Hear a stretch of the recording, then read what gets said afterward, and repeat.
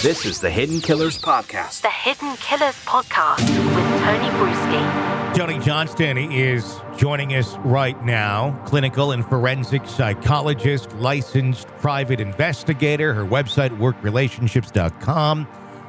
Joni, let's talk about patterns of behavior here with Rex, if he allegedly is the Gilgo Beach killer. Maybe one of many Gilgo Beach killers, quite honestly. The fact that the state of the bodies of the ones that he has been accused of, where they found his hair, where they found his wife's hair, all very similar in their state of being, if you will, on the beach when they were found. Many other bodies on the beach that he's not yet been charged with, may not be charged with, not so much in the same sort of state, not necessarily the burlap sacks, some of them very chopped up, very violated in many pieces, spread out along different areas. That part doesn't necessarily seem to jive with the ones that Rex has been accused of murdering. What's the likelihood that if he is this person, that he changed his method of how to dispose of the bodies, where some are dismembered and these ones are not?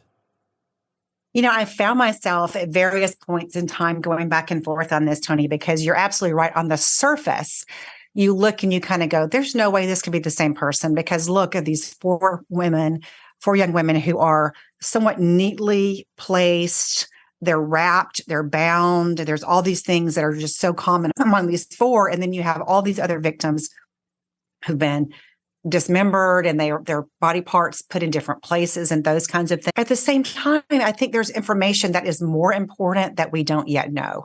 So I want to know how these other victims died, because we do know that serial killers will change their MO depending upon a lot of different situations, and they also evolve over time. And so if in fact, for example, these other women, some of whom go back to 1996, we know now because of this latest victim who was identified.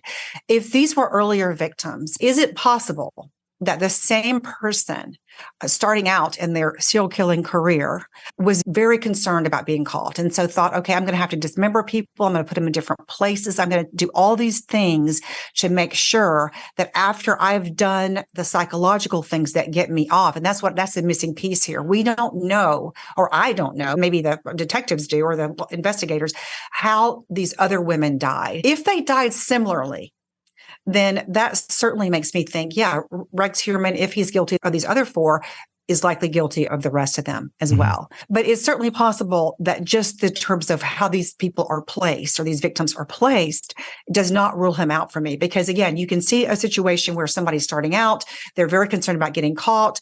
They do all these things to kind of evade or elude law enforcement. And then over time, they start thinking, you know what? I'm not going to get caught. Nobody cares about these victims. I'm too smart for law enforcement. So now what I'm going to do is create my own private graveyard and do the things that I've wanted to do all along. Is I'm going to kind of keep them in a place, and I'm going to prepare them. I'm going to bury them in a way that suits me psychologically. I can come back and visit if I want. And so he may, if this is the same perpetrator, he may have killed all of these victims in a similar way. I would say not the toddler per se. I think that toddler, unfortunately, was probably collateral damage, and that's a horrible word to use. Sure. But I just think in the wrong place at the wrong time. Yeah. But the adult victims, if he did it in a similar way, I think that is much more significant than what he did after they died. Let me ask you this about the psychological perspective of the crime scene and evidence that was left behind. There's been talk for many years about a belt that was left there with the initials WH or HM, depending on how you look at it. Not truly a match to Rex by any means. There is one of the letters of his name on there. But more so than just the belt itself, how often is it that serial killers leave a signature behind or something that would be traceable back to them? Or does something like this seem more like an accident than it is a calling card?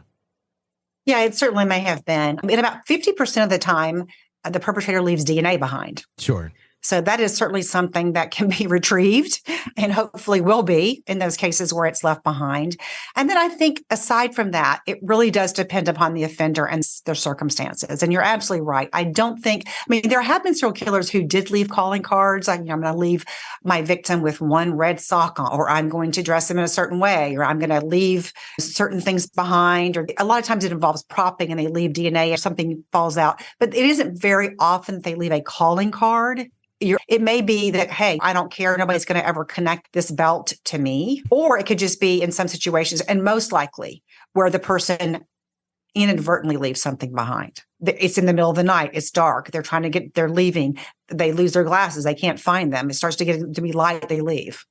Sure. Can you shed any light onto how someone like this, whether it's him, whoever it is, how does someone like this rationalize their actions internally and are able to switch back and forth from being businessman, family man, and then when wife's out of town, I'm going to go murder hookers?